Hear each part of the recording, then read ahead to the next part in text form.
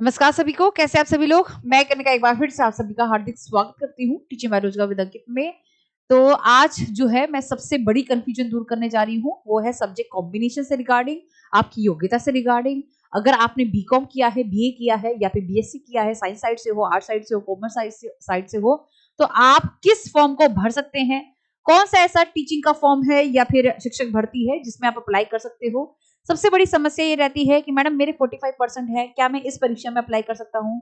मेरे जो है 50% है, क्या मैं इस पोस्ट के लिए एलिजिबल हूँ कि नहीं हूँ। और बहुत दिक्कतें होती हैं, नहीं समझ में आ पाता है, मानती हूँ, ठीक है, क्योंकि हो सकता है कि हमें इतना अवेयरनेस नहीं मिली होती है, तो इस वजह से हमें नहीं समझ में आता। सीटेट मेरे पास पीजीटी लेवल पे नहीं है, क्या हम अप्लाई कर सकते हैं कि नहीं करते हैं। तो आज जो मैं आपको बताने जा रही हूँ वो जनरल एक एबिलिटी, एक योग्यता के बारे में बताऊंगी, लेकिन साथ में बीपीएससी सरकार क्या चाहती है, साथ में यदि आप राजस्थान में किसी भी फॉर्म को भरते हो तो उसके लिए आपके पास क्या होना चाहिए, या जनरल रूप से क्या होना चाहिए, केवीएस के रूप से, यदि अगर केवीएस की भर्ती निकलती है तो उसके अनुसार आपके पास क्या योग्यता होनी चाहिए, क्या आपके पास डॉक्यूमेंट्स होनी चाहिए। इन चीजों के ऊपर हम बहुत सामान्य रूप से बात कर रहे हैं, कोई भर्ती कोई कुछ भी नहीं है। लेकिन हाँ, अभी जितनी भर्तियां हैं, चाहे वो रेलवे शिक्षक भर्ती है, चाहे केवीएस की अभी आने वाली है, या DSSB की यदि आती है, या बीपीएससी की आती है, उसमें हम एलिजिबिलिटी क्राइटेरिया देखने वाले हैं। हर एक प्रदेश का जो एलिजिबिलिटी क्राइटेरिया है वह अलग है, इसलिए आपको कंफ्यूजन होती है। यदि हम मेरी माने तो आज आपको कंफ्यूजन इसलिए होती है कि हम 50% में एलिजिबल है, कई जगह 50% मांगे जाते हैं स्नातक डिग्री में, ग्रेजुएशन में, कई जगह वही उसी पोस्ट के लिए, यानी कि टीजीटी सोशल साइंस, उसी पोस्ट के लिए 45% चाहिए होते हैं। इन सारी चीजों को हम खत्म करते हैं, और कभी कभी एज क्राइटेरिया, कहीं जगह पर 30 मैक्सिमम होना चाहिए, पीजीटी लेवल पर भी, टीजीटी लेवल पर, और कहीं जगह ऐसा है जहां पर 42 वर्ष है, उसमें भी आप अप्लाई कर सकते हो पीजीटी लेवल पर, टीजीटी लेवल पर। तो मुझे ऐसा लगता है कि सामान्य रूप से इस दुविधा को हमें खत्म करना होगा। यदि हम आगे की और कुछ करना चाहते हैं, एक योजना के आधार पर अगर हम तैयारी चाहते हैं, तो पहले तो ये देखें कि क्या हमारे पास वह डॉक्यूमेंट है, क्या हम योग्य है कि नहीं है। तो मैं आज जो आपको दिखाने वाली हूँ वो कुछ इस तरीके से है। ये सामान्य योग्यता के ऊपर बात करते हैं हम यहाँ पर, और मुझे पता है असलियत क्या है कि मैडम हम इन पन्नों से समझ में नहीं पाते, तो आप चिंता मत करिए, मैं यहाँ पर लिख रही हूँ और आप उसको समझते जाइएगा। उसके अनुसार यहाँ पर सामान्य रूप से मैं लिख रही हूँ कि यदि आप पीजीटी से है, पीजीटी हिंदी हो गया, इंग्लिश हो गया, सोशल साइंस हो गया, जिस भी पीजीटी से है, तो आपके पास क्या सब्जेक्ट कॉम्बिनेशन होना चाहिए, या आपके पास क्या सब्जेक्ट होने चाहिए, क्या सीटेड वैलिड है कि नहीं है, एक एक के ऊपर हम बात कर लेते हैं, ताकि आपकी सारी कंफ्यूजन जो है वह दूर हो जाए, है ना। ऐसे हम बात कर लेते हैं ताकि जिस भी लेवल पर आपको कोई भी कंफ्यूजन बनती है वह उसे हम आसानी से इसे हम दूर कर सके। तो सबसे पहले जो आप मेरे पीछे देख रहे हैं उसे एक बार बहुत अच्छे से देखिएगा। ये जो मैं आपको दिखा रही हूँ वो क्या है, ये है एलिजिबिलिटी क्राइटेरिया डिफरेंट पोस्ट के लिए। पीआरटी के लिए क्या होता है उसके ऊपर भी बताऊंगी। तो मान लेते हैं कि आप पीआरटी के लिए क्या कर रहे हैं, अप्लाई कर रहे हैं, किसके लिए, मान लेते पीआरटी के लिए, पीजीटी के लिए आप अप्लाई कर रहे हैं, किसके लिए, पीजीटी के लिए अप्लाई कर रहे हैं। जैसे मान लो हिंदी हो गया, इंग्लिश हो गया, या जो भी हो गया, अंग्रेजी, हिंदी, फिजिकल एजुकेशन, केमिस्ट्री हो गया, फिजिक्स हो गया, सच, ये मैथ्स हो गया, इको हो गया, बायोलॉजी, हिस्ट्री, ज्योग्राफी, जो भी है सामान्य रूप से। तो आपके पास क्या योग्यता होनी चाहिए, कितने परसेंट होने चाहिए, ये भी बात आती है। हर एक का क्राइटेरिया क्या है, अलग है। सबसे पहले तो ये समझिए, पीजीटी लेवल जहां पर भी आ जाता है, पीजीटी लेवल पर आपके पास मास्टर डिग्री होनी चाहिए उस लेवल पर, मतलब उस सब्जेक्ट की मास्टर डिग्री। कोई फर्क नहीं पड़ता इसमें सब्जेक्ट कॉम्बिनेशन का। सब्जेक्ट कॉम्बिनेशन की जो बात आती है वो आती है टीजीटी में, ट्रेन ग्रेजुएट टीचर में आती है। पहले तो इतना क्लियर करो कि पीजीटी में हमें हमारे पास मास्टर्स होनी चाहिए। जैसे मान लो मुझे पीजीटी हिंदी भरनी है तो मास्टर्स डिग्री हिंदी में होनी चाहिए, पीजीटी इंग्लिश भरनी है तो मास्टर डिग्री अंग्रेजी में होनी चाहिए, सोशियोलॉजी तो मास्टर डिग्री सोशियोलॉजी में होनी चाहिए। फिर यहाँ पर तुम्हारा ग्रेजुएशन से कोई नाता नहीं होता है, ग्रेजुएशन छोड़ दो, स्नातक डिग्री से फिर आपको कोई नाता नहीं होता है, पीजीटी लेवल पर आपके पास डिग्री होनी चाहिए। फिर यह लोग ग्रेजुएशन नहीं, मतलब ग्रेजुएशन को नहीं देखते हैं, पीजीटी लेवल पर आपने जो डिग्री हासिल करी होती है वह देखते हैं। तो आपके पास क्या होनी चाहिए, उसकी उस क्षेत्र में, चाहे वह हिंदी है, अंग्रेजी है, मास्टर डिग्री होनी चाहिए। फिर आपके पास क्या होना चाहिए, बीएड होना चाहिए। बीएड अनिवार्य कर दिया है, ठीक है, अनिवार्य है बीएड, ये ध्यान रखिएगा, यूपी में भी कर दिया जाएगा, आप चिंता मत करिए। फिर यहाँ पर क्या सीटेट की जरूरत है, जी नहीं, सीटेट की जरूरत नहीं होती है, एक आधे प्रदेश को छोड़कर बाकी सीटेट की जनरल रूप से हमें जरूरत नहीं होती है, ये ध्यान रखिएगा। क्लियर है बात? तो कहने का मतलब क्या है, मास्टर्स लेवल आपके पास होना चाहिए और बीएड होना चाहिए। अब यहाँ पर बात आती है परसेंटेज। हर एक का परसेंटेज क्राइटेरिया अलग है। यदि मैं कहूँ ना केवीएस हो गया, जैसे केवीएस हो गया, जैसे मान लो बीपीएससी सरकार हो गई है ना, बीपीएससी हो गया, या मान लेते हैं डी ट्रिपल एस बी हो गया। क्या हो गया? डी ट्रिपल एस बी हो गया। अब डी ट्रिपल एस बी के अनुसार मास्टर डिग्री में कम से कम 45 डिग्री होना चाहिए, 45% होना चाहिए सर। बीपीएससी में कम से कम पीजी लेवल पर मास्टर डिग्री है जो आपके पास 50% होना चाहिए, केवीएस में 50% होना चाहिए। मतलब हर एक का जो परसेंटेज का क्राइटेरिया भी है ना, वह भी क्या है, वह भी अलग है, ये ध्यान रखिएगा। मतलब इनका जो क्राइटेरिया लेवल होता है वह अलग होता है, ध्यान रखिएगा। अगर पीएचडी लेवल पर अगर आप अप्लाई कर रहे हैं, आयु का भी क्राइटेरिया इसी तरीके से, आयु का भी जो क्राइटेरिया होता है वह भी क्या होता है, बिल्कुल अलग होता है। पीएचडी लेवल पर यदि हम आयु की बात करते हैं, हर एक जगह आयु में कई जगह छूट भी है, कई जगह बिल्कुल भी नहीं है, एकदम बिल्कुल भी नहीं है। डी ट्रिपल एस बी में अगर मैं बात करूं, अभी हाल फिलहाल में पीएचडी की डिग्री निकली थी, मतलब नौकरी वो पोस्ट निकली थी, वहां पर 30 इयर्स मैक्सिमम है। जनरल कैटेगरी की बात कर रही हूँ। अच्छा, मैं यहाँ पर सामान्य कैटेगरी की बात कर रही हूँ, जनरल कैटेगरी 30 इयर्स फॉर मतलब सामान्य कैटेगरी के लिए। ओबीसी 3 साल होता है, एससी एसटी 5 साल हो जाता है, ऐसा हो जाता है, ये छूट हो जाती है। डी ट्रिपल एस बी में यदि आप पीजीडी के लिए तैयारी कर रहे हैं या कुछ इस तरीके से है, तो 30 साल की आपके पास आयु होनी चाहिए मैक्सिमम टू मैक्सिमम। फिर यहाँ पर बीपीएससी में अगर हम बात करें, बीपीएससी में कितना है, 37 वर्ष है। कितना है? 37 वर्ष यहाँ पर दे रखी है। इनका जो एज क्राइटेरिया है, आयु का जो क्राइटेरिया है, काफी बढ़िया है। बढ़िया कहने का मतलब ये सेकेंडरी टीचर हो गया, जो 9वीं 10वीं क्लास के लिए हो गया, जो 11वीं 12वीं क्लास को पढ़ाता है, ये कुछ इस तरीके से हो गया। तो सेकेंडरी टीचर में ये कहते हैं कि या तो ग्रेजुएशन हो, उसके मतलब जो टीजीटी वाले है ना, मतलब सॉरी सीनियर सेकेंडरी के लिए क्या मांगते हैं, पीजी होना चाहिए या बीएड होना चाहिए। और ये पीजी के साथ बीएलएड भी अप्लाई कर देते हैं। कहां पर? बीपीएससी में। मतलब इसको अच्छे से समझो ना, बीपीएससी में क्या चाहते हैं, ये चाहते हैं कि तुमने अगर पीजी कर रखा है ना, पीजी में 50% होना चाहिए। फिर यहाँ पर बीएड है, ठीक है, चलेगा। बीएड नहीं है, बीएलएड किया है, तब भी चलेगा, दौड़ेगा, एकदम बिल्कुल दौड़ेगा। तो ये ध्यान रखिएगा, ये इस तरीके से लेते हैं। लेकिन अगर मैं डी ट्रिपल एस बी की बात करूं, ये क्या चाहेंगे, ये क्या चाहेंगे कि आपके ग्रेजुएशन डिग्री में, ग्रेजुएशन में 45% हो, साथ में बीएड होना चाहिए, और कुछ नहीं मांगते ये लोग ये मांगते हैं। क्लियर है बात? मतलब ऐसे समझिए से कि इसका आयु लेवल क्या होना चाहिए, आयु स्तर किस तरीके से बात करते हैं। ये छोटी छोटी बातें हमें नुकसान देती है और हमें पता ही नहीं होता है कि हम किस फॉर्म के लिए एलिजिबल हैं, किसके लिए एलिजिबल नहीं है, ये बात आती है। फिर यदि मैं बात करूं, बीपीएससी में 37 वर्ष है ना, 37 वर्ष है शायद, ये मेल कैटेगरी की मैं बात कर रही हूँ, और फीमेल कैटेगरी के लिए तो और भी ज्यादा है, ये 37 इयर्स है। मिनिमम से मिनिमम आपके पास ये होना चाहिए, जबकि यहाँ पर 30 साल।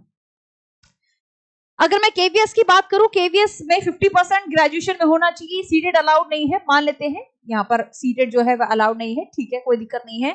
लेकिन ये क्या कहते हैं, ये आयु के अगर आधार पर अगर हम बात करें कि इनका जो एज क्राइटेरिया रहता है वह 35 साल तक भी चला जाता है, ठीक है, 35 हो गया, 40 हो गया, ये इस लेवल पे ये वेरी करते हैं। तो कहने का मतलब क्या है, इसको अच्छे से समझिएगा कि अगर आप पीजीटी के लिए अप्लाई कर रहे हैं तो मास्टर्स होनी बहुत जरूरी है। बिना मास्टर्स के ग्रेजुएशन के साथ आप पीजीटी के लिए अप्लाई नहीं कर सकते हैं, भूल जाओ उसे। क्लियर है? ग्रेजुएशन में आप पीजीटी के लिए अप्लाई नहीं कर सकते हो। केवीएस वाले चाहते हैं, केवीएस वाले जो पीजीटी के लिए आयु सीमा देते हैं वो 40 वर्ष होती है। एज लिमिट जो होती है ना, इनके अनुसार जो आयु की छूट होती है वो 40 वर्ष होती है। देखो कितना वेरिएशन है यहाँ पर, है ना। यहाँ पर 37 हो गया मेल के लिए, फीमेल के लिए तो और एक्सटेंडेड है। डी ट्रिपल एस बी में सिर्फ और सिर्फ 30।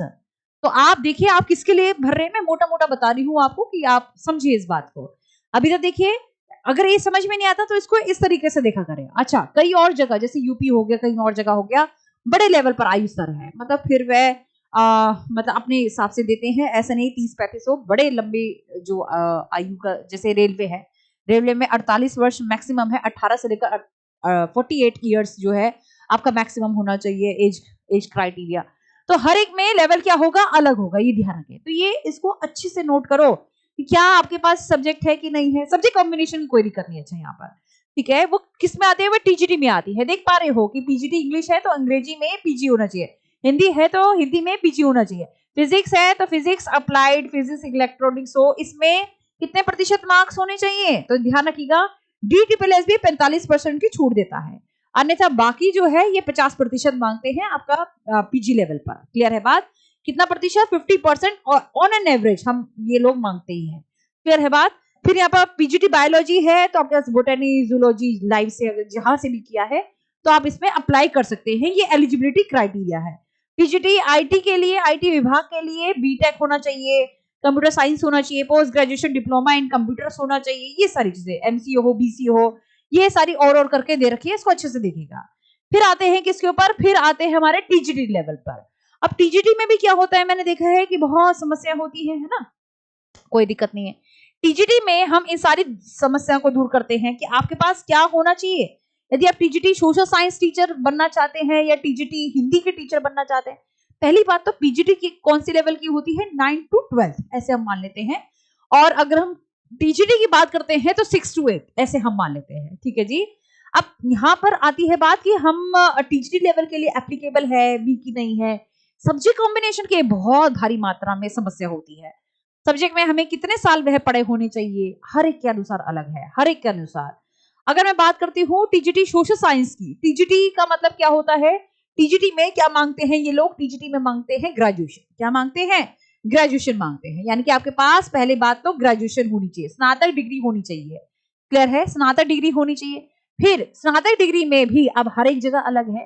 क्या कहा मैंने, जैसे हर एक जगह अलग है। जैसे मान लो अगर मैं कहूँ केवीएस है, केवीएस में ग्रेजुएशन में आपके पास कितना होना चाहिए, 50% होना चाहिए। बिहार में बीपीएससी में कितना होना चाहिए, 50% होना चाहिए, ठीक है, यही है। फिर डीटीपीएसबी में 45% से भी बात चल जाएगी। तो कहने का मतलब क्या है, हर एक लेवल पर अलग अलग है। अच्छा, रेलवे जो रेलवे भर्ती आई है आरआरबी की, इसमें कितनी होनी चाहिए, 50%। इसमें भी 50% दे रखी है, 45% से काम नहीं चलेगा। अगर 45% है तो नहीं भर पाओगे फॉर्म, ठीक है, दिक्कत होगी। वो क्राइटेरिया वगैरह एक बार देख लेंगे और चेक कर लेंगे कि इसमें वैसे दे तो नहीं रखा होता है कि ओबीसी के लिए कुछ अलग है, तो ये क्राइटेरिया रहता है मिनिमम। फिर यहाँ पर आती है ग्रेजुएशन की बात होगी। अब ग्रेजुएशन में बहुत बच्चों के सब्जेक्ट कॉम्बिनेशन में दिक्कत आते हैं, मानती हूँ इस बात को। सब्जेक्ट कॉम्बिनेशन, मेरा ये करा है, मैंने वो करा है, ये करा है, तो सब्जेक्ट कॉम्बिनेशन क्या होना चाहिए ग्रेजुएशन में। अगर मान लो टीजीटी सोशल साइंस की बात करते हैं, टीजीटी सोशल साइंस में आपके पास कोई भी 2 सब्जेक्ट होनी चाहिए यदि आप टीजीटी सोशल साइंस के लिए अप्लाई करते हैं। ये हर एक जगह का रूल है, चाहे वह केवीएस हो, चाहे वह कहीं पर भी हो। जैसे मान लो हिस्ट्री है, सोशल साइंस मतलब हिस्ट्री है या ज्योग्राफी है, इकोनॉमिक्स है, पॉलिटिकल साइंस है, मान लो 4 सब्जेक्ट है आपके पास, तो 4 सब्जेक्ट में एक मुख्य सब्जेक्ट के रूप में होना चाहिए, यानी कि एक सब्जेक्ट ऐसा हो जो तीनों साल पढ़ा हो, जिसमें हिस्ट्री और ज्योग्राफी ऑल द 3 इयर्स पढ़ी होनी चाहिए, या फिर इकोनॉमिक्स भी, ठीक है। तो आपके यहाँ पर 2 सब्जेक्ट के कॉम्बिनेशन होनी चाहिए, या तो हिस्ट्री, ध्यान दीजिएगा दोबारा से बता रही हूँ, हिस्ट्री क्या होता है ग्रेजुएशन में हमारे पास, हिस्ट्री हो गया, ज्योग्राफी हो गया, पॉलिटिकल साइंस हो गया, पोल साइंस हो जाता है हमारे पास, और इकोनॉमिक्स हो जाता है ना, मान लेते हैं ये 4 सब्जेक्ट है। तो इनमें से आपके पास 2 सब्जेक्ट आपने तीनों साल पढ़े होने चाहिए, और एक सब्जेक्ट तो होना ही चाहिए, मतलब हिस्ट्री होना ही चाहिए। तो हर एक लेवल पर अलग कॉम्बिनेशन दे रखा होता है, ऐसे दे रखा होता है। जैसे मान लो ये देख रहे हो यहाँ पर, ये देखो, ये टीजीटी सोशल साइंस है, हिस्ट्री विद ज्योग्राफी ऐसे बोला है, या तो हिस्ट्री के साथ ज्योग्राफी हो, या क्या हो, हिस्ट्री के साथ इकोनॉमिक्स हो, हिस्ट्री के साथ पॉलिटिकल साइंस हो, या तो ऐसे कॉम्बिनेशन होगा। कई बच्चों के लिए मतलब मैंने देखा है कि हिस्ट्री ही नहीं होती है, तो उसमें बहुत दिक्कत हो जाती है। तो हिस्ट्री के साथ ज्योग्राफी हो, हिस्ट्री के साथ इकोनॉमिक्स हो, हिस्ट्री के साथ पॉलिटिकल साइंस हो, या तो ऐसा हो। हिस्ट्री और ज्योग्राफी को मुख्य सब्जेक्ट माना जाता है, ये ध्यान रखिएगा। ज्योग्राफी के साथ हिस्ट्री हो, ऐसे उल्टा, ज्योग्राफी मेन सब्जेक्ट हो, यानी कि तीनों साल पढ़ा हो, और ये बाकी के जो 4 सब्जेक्ट है वो 2 साल कहीं पर भी पढ़े हो, लेकिन एक मुख्य रूप से 3 साल पढ़े होने चाहिए, ठीक है। ज्योग्राफी यानी कि 3 साल पढ़ा, फिर बाकी हिस्ट्री 2 साल पढ़ लिया, इकोनॉमिक्स 2 साल पढ़ लिया, 1 साल पढ़ लिया, या कुछ इस तरीके से कॉम्बिनेशन होना चाहिए। तो सबसे ज्यादा जो दिक्कत आती है वे टीजीटी, और टीजीटी में भी सोशल साइंस में दिक्कत आती है, तो ग्रेजुएशन होना अनिवार्य है। अच्छा, ठीक है। फिर यहाँ पर इसके अलावा आपके पास क्या होना चाहिए, बीएड होना चाहिए। यहाँ पर बीएड मांगते हैं, क्या मांगते हैं, बीएड मांगते हैं। फिर यहाँ पर आपके पास सीटेट पेपर 2 होना चाहिए। क्या होना चाहिए, सीटेट का पेपर 2 होना चाहिए, ये बहुत इंपॉर्टेंट है। ये आप देख भी सकते हैं हर एक एग्जाम में, हर एक इसमें ये मांगा जाता है। अब यहाँ पर एज की बात आ जाती है कि एज क्राइटेरिया क्या होगा, मैं बता दूं साफ साफ। डीटीपीएसबी में जो एज क्राइटेरिया होता है वो कितना होता है, 30 साल। 30 साल मैक्सिमम क्राइटेरिया होगा यहाँ पर, टीजीटी वालों के लिए भी मैं कह रही हूँ। जनरल कैटेगरी, अगर वुमेन भी है तब भी जनरल कैटेगरी से है यदि, तो 30 साल ही होगा। यहाँ पर 37 साल ये सिर्फ मेल कैटेगरी की। और अगर मैं औरतों की बात करूं तो ये बढ़ जाती है, ठीक है, फिर सीमा ही नहीं है, 40 साल में 42 साल में भी बढ़ सकती है। केवीएस की अगर मैं बात करूं, केवीएस के लिए जो टीजीटी का कैटेगरी दे रखा है वह 32 साल दे रखा है अभी फिलहाल, अगर रूल्स में चेंज हो गया वह बात अलग है, ठीक है जी। आरआरबी में तो 48 साल तक मैक्सिमम आयु दे रखी है, ये ध्यान रखिएगा, 48 साल 48 ईयर्स जो है दे रखी है। तो कहने का मतलब क्या है, टीजीटी के लिए अगर हम अप्लाई करते हैं तो बहुत सारे डिफरेंट डिफरेंट एज क्राइटेरियाज है, और दिक्कत तब आती है क्योंकि हमें पता ही नहीं होता कि हम इसके लिए एप्लीकेबल है कि नहीं, और हम औरों से पूछते हैं कि हम एप्लीकेबल है कि नहीं है, बता दो भाई बता दो, है ना, ऐसे हम पूछते हैं। तो ये जनरल मैं बता रही हूँ, ये सारी जगह अप्लाई होता है, ठीक, सारी जगह अप्लाई होता है। बाकी डिपेंड करता है, कभी नए नए नोटिफिकेशन, रिसेंट नोटिफिकेशन आ जाए, उसके अनुसार कोई बदलाव होता है तो वह बात अलग हो जाती है। क्लियर है बात, ये ध्यान रखिएगा। फिर यहाँ पर पीजीटी में ये बीपीएससी सरकार जो है ये एमएड वालों को भी घुसा देती है, एमएड वाले भी पीजीटी में फिर बढ़ सकते हैं, ये क्राइटेरिया इनका कहीं ना कहीं रहता है, तो ध्यान दीजिएगा। मतलब जो चीजें मैं बता रही हूँ बहुत केस, मतलब समझ लो कि बहुत रिसर्च करके मैं आपको बता रही हूँ, आपके सामने लेके आई हूँ बहुत रिसर्च करके। बीपीएससी के अनुसार अलग क्राइटेरिया है, इसके अनुसार अलग क्राइटेरिया है, ठीक है। बीपीएससी में जो एज क्राइटेरिया होता है बहुत लंबा होता है, और एज रिलैक्सेशन की अगर हम बात करें फिर तो और भी बढ़िया है, चलते फिरते हैं, फिर तो ऐसे ही बात है। तो ये एज क्राइटेरिया जो मैं आपको बता रही हूँ ये बहुत इंपॉर्टेंट है, और बीपीएससी में ये भी बात आती है कि मान लो वह 45% पर भी मान जाते हैं, लेकिन वह तब मानेंगे जब आपने 1 साल का बीएड कर रखा हो, वो भी एनसीटी के अनुसार, यानी कि ग्रेजुएशन भी हो, 45% मार्क्स भी हो आपके, फिर 1 साल का यहाँ पर आपके पास बीएड हो, ठीक है। 1 साल का भी बीएड यहाँ पर मान्य है, ऐसा नहीं है 1 साल का, लेकिन वो 1 साल का बीएड यहाँ पर मान्य है, ठीक है। और 45% अगर आपके ग्रेजुएशन में आए हैं कोई दिक्कत नहीं है, ठीक है, वह मान्य होगा, कोई दिक्कत नहीं है। लेकिन हाँ, ये साफ सीधा कह रखा है इन्होंने, एनसीटी के द्वारा मान्य हो, ऐसे नहीं कहीं से भी उठा दिया है। बीएलएड वाले जो है वह बीपीएससी सरकार जो है बीएलएड वालों को मौका देती है, पीजीटी में भी हो गया या टीजीटी में भी हो गया, ऐसा जो है वह मौका देती है, ऐसा हम मानते हैं। बीएलएड या 2 ईयर डीएलएड को भी ये कह देते हैं कि 2 ईयर जो डीएलएड वाले हैं वह भी अप्लाई कर सकते हैं, अपर प्राइमरी टीचर के लिए अप्लाई कर सकते हैं। तो ये समझ रहे हो कि ये बड़े अलग अलग स्तर पर अलग अलग है। अगर मैं केवीएस की बात करूं तो केवीएस में नहीं माना जाता है, वो बीएड मांगते हैं, इसकी रिस्पेक्टिव डिग्री जो है वो मांगते हैं। तो ये ध्यान रखिएगा, हर एक का क्राइटेरिया अलग है। क्लियर है बात, समझ में आ गई। बिहार में अपर प्राइमरी में डीएलएड भी शामिल कर लिया जाता है ग्रेजुएशन के साथ, लेकिन डीएलएड होनी चाहिए, ये बात है फिर, ठीक है जी। तो ये क्राइटेरिया मैंने आपको बताया। फिर आता है क्या, पीआरटी। पीआरटी में कोई कंफ्यूजन नहीं है, पीआरटी में सीधा सीधा क्या है, हर एक जगह पीआरटी में मोस्टली प्राइमरी लेवल की जो टीचिंग होती है उसके लिए वे मांगते हैं डीएलएड मांगते हैं, डिप्लोमा इन मतलब एलिमेंट्री एजुकेशन ये मांगते हैं, साथ में बीएड नहीं मांगते हैं। रेलवे भर्ती में ही सिर्फ अभी बीएड कह रखा है, अन्यथा ये कहीं पर भी नहीं मांगते हैं। तो डीएलएड होना चाहिए आपके पास, या फिर सीटेट या फिर कोई भी टेट होना चाहिए, लेकिन वो पेपर 1 में होना चाहिए। किसमें, पेपर 1 में आपका टेट वगैरह ये परीक्षा जो है वह निकली हो, ये होना चाहिए आपके पास। और बीएड वैसे मान्य नहीं है, बीएड जो है, बीएड यहाँ पर मान्य नहीं होगी, कहीं पर भी नहीं होगी, ठीक है, मान्य नहीं है। लेकिन कहाँ मान्य है, एक जगह मान्य है, और वो है रेलवे भर्ती में। फिलहाल के लिए जो निकला है, संशोधन होने के पूरे आसार दिखते हैं, ठीक है। रेलवे भर्ती में मतलब पेपर तो होगा, लेकिन संशोधित होकर दोबारा से नोटिफिकेशन दिया जा सकता है, ऐसा हो सकता है। क्लियर है। तो यहाँ पर ये लोग ऐसा करते हैं कि 12th पास हो, 12वीं पास हो, लेकिन डीएलएड का या डीएड जेबीटी अलग अलग नाम से है, ये डीएलएड है, जैसे मान लो जेबीटी यूपी में जेबीटी है, बीटीसी है, जैसे मान लो, तो अलग अलग कोर्स के नाम से है, ये ध्यान रखिएगा। 12वीं के बाद आपके पास ये होना चाहिए। क्लियर है बात, समझ में आ गई। तो ये होना बहुत जरूरी है, और इसी के बिहाफ पर आप पेपर दे सकते हो। और फिर अगर मैं परसेंटेज की बात करूं तो यहाँ पर भी ग्रेजुएशन में आपके पास वही दोबारा से सेम बात आ जाएगी कि केवीएस है, बीपीएससी है, कहीं और है, तो ग्रेजुएशन में 50% होनी चाहिए। मैं यहाँ पर एज की वो उसकी बात नहीं कर रही हूँ, क्या कहते हैं, अलग अलग कैटेगरीज के अनुसार भी रिलैक्सेशन है। यदि आप ओबीसी से हैं तो ऐसे 3% जो है इस तरीके से रिलैक्सेशन दिया जाता है।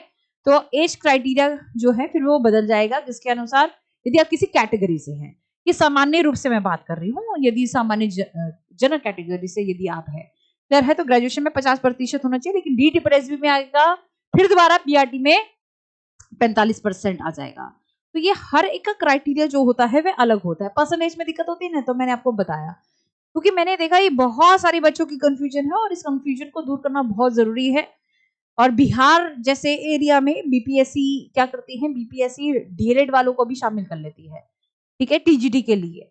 और पीजीटी के लिए तो मैंने बता दिया आपको कि मास्टर्स डिग्री है ही है, यानी कि पीजी आपके पास होना ही चाहिए, ये मैंने आपको बता दिया सीधा सीधा।